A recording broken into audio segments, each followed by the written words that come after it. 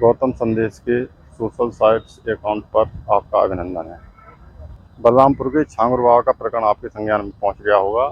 ये छांगुर बाबा संयोग से आम जनता के सामने इसका चेहरा आ गया है और जैसे जैसे इसकी परतें खुल रही हैं वैसे वैसे समझ में आ रहा है इसका नेटवर्क ना सिर्फ बलरामपुर, ना सिर्फ उत्तर प्रदेश, ना सिर्फ भारत बल्कि अंतर्राष्ट्रीय स्तर पर है। इसकी फंडिंग 100 करोड़ से अधिक की पाई गई है। 2.5-3 बीघे में विशाल इसका महल बन रहा था जिस पर बुलडोजर चल चुका है। इससे पहले एसटीएफ इसे गिरफ्तार करके इसकी तथाकथित बीवी के साथ जेल भेज चुकी है। पूरा प्रकरण संयोग से खुला है। लखनऊ में एक धर्मांतरण के प्रकरण में एक हिंदूवादी संगठन ने ध्यान आकर्षित कराया था, उससे एजेंसियां और बाकी सब सक्रिय हुए और यही सबसे बड़ी चौंकाने वाली बात है कि इतना बड़ा काम ये कर रहा था और इतनी बड़ी फंडिंग इसकी विदेशों से हो रही थी। इसके बावजूद न खुफिया एजेंसियों को जानकारी थी, न स्थानीय पुलिस को जानकारी थी और ना ही प्रदेश और देश के स्तर पर निगरानी करने वाली एजेंसियों के संज्ञान में ये सब आया। इसके खुलासे जैसे जैसे जांच एजेंसियां आगे काम करेंगी और होते जाएंगी और संभावना है कि इसका नेटवर्क जितना संभावना दिख रही है उससे भी बड़ा निकलेगा।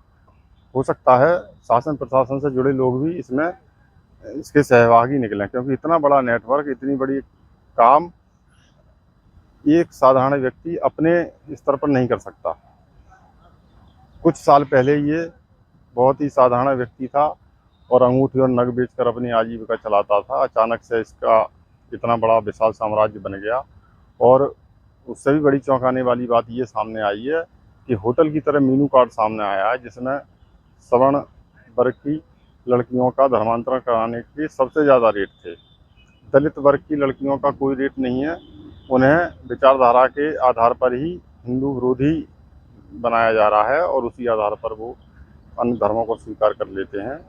तो दलितों को के लिए एक बड़ा संदेश है इस पूरे कांड में कि उनके लिए कोई रेट नहीं था। केवल सवर्णों की लड़कियों को इस्लाम में परिवर्तित करने के लिए मोटी रकम दी जाती थी।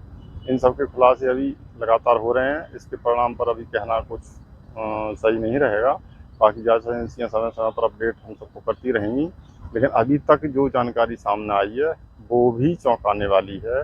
और ये प्रकरण अब सिर्फ ना बलरामपुर का बचा है, ना सिर्फ उत्तर प्रदेश का बचा है। इसका तापमान अब नॉर्थ ब्लॉक तक पहुंच गया है, पीएमओ तक पहुंच गया है, दिल्ली तक पहुंच गया है। पूरा देश स्तब्ध है। हर राज्य में इस प्रकरण की चर्चा की जा रही है।